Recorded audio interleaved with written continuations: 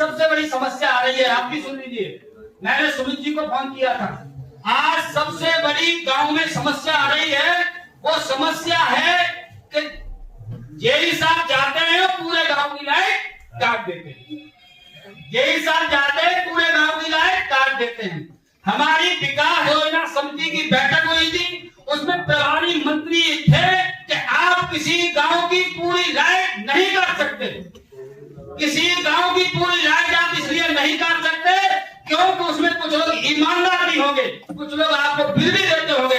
तो साहब, ये किसी गांव की लाइट 10-10 दिन, जयपुर की बात आपसे कही थी मैंने, जीतने की बात आपसे कही थी, 10-10 दिन उन गांव की लाइट को आप काट देंगे तो उनके मोबाइल चार्ज कैसे होंगे, उनकी सुविधा को कैसे क्रिएट करेंगे।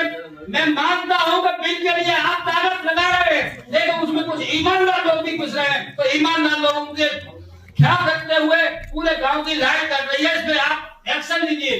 जिला रोजाबाद आप देख रहे हैं, हम आपसे उम्मीद करते हैं कि कम से कम जेनरल मुद्दे हैं जिस पर पीड़ित है किसान, जिस पर पीड़ित है गांव का लोकल आदमी, उन समस्याओं को आप सुनिए।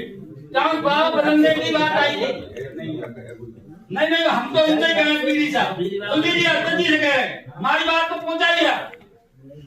गांव का ट्रांसफार्मर सम्मानित प्रभारी मंत्री ने कहा था कि 24 घंटे में बदलना चाहिए। मैं कहता हूं कि 10-10 दिन में ट्रांसफार्मर नहीं बदला जाता है, और ट्रांसफार्मर बदलने के लिए साइड से कोई एजिंग से उनकी व्यवस्था हो जाती है, तो वही ट्रांसफार्मर प्रतिनिधि के कहने से नहीं बदला जाता, लेकिन ट्रांसफार्मर 6 कोई जगह बदल जाता है।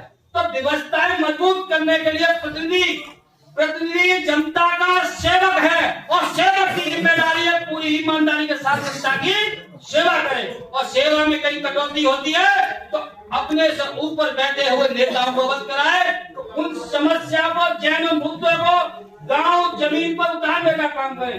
ये 48 घंटे में ट्रांसफार्मर नहीं देते हुए हम जैसे प्रतिनिधि बराबर निवेदन कर रहे हैं, हमारे फोन नहीं उठाए जा रहे हैं, उसके बाद हम अध्यक्ष जी को बता रहे हैं, अध्यक्ष जी के कहने के बाद भी वो काम डिले हो रहा है।